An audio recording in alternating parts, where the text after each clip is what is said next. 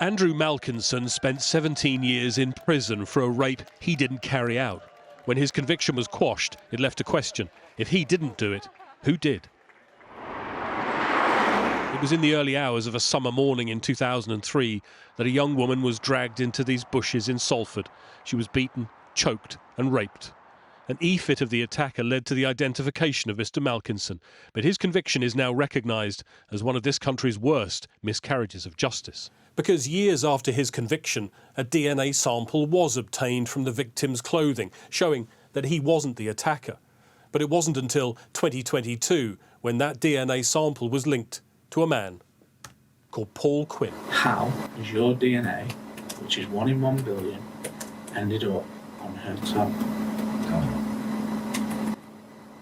I really don't know. Because I did not do this offence. There's got to be some explanation I can't think of. Quinn continued to deny he was the rapist, a man convicted of indecent assault when he was 12, who as a 16-year-old raped a 12-year-old girl, and a man who put his victim from 2003 through a second trial before being found guilty. We knew that she could at any point turn around and say, I'm not going to support this investigation, you got it wrong the first time, why would I trust you a second time? We will be always grateful to her for trusting us, giving evidence for a second time at court. It's an ordeal the first time for any victim of a sexual attack of this nature. To do it twice, it says everything about her strength of character. How that first investigation got it so wrong is the subject of an inquiry and an investigation by the police watchdog. I'm aware that Mr. Malkinson has made allegations against GMP, and who would blame him? He was imprisoned for 17 years. There is a difference between corruption and human error made within certain elements of the case, but we really need to understand how those errors occurred and why those errors occurred.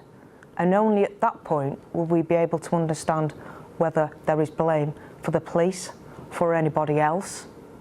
And indeed, if there is, I can assure you we will learn from that, because we cannot let this happen again.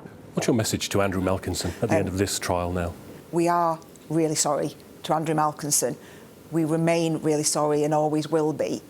What happened to him has made this investigation completely unique, because not only have we got the victim of this horrific attack, but we've got a victim in Andrew Malkinson as well. So whilst I know that saying sorry, it may sound like empty words, I want him to know it's been hugely important to us that we get this right for the victim and that we get this right for him.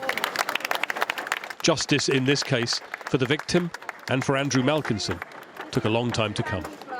Greg Milam, Sky News.